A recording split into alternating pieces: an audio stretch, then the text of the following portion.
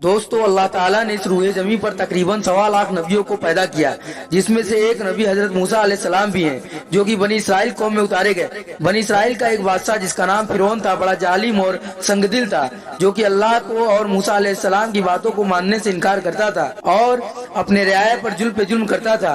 मूसा अलैहिस्सलाम फिरौन को हक बात की दावत देते, परंतु वह नहीं मानता।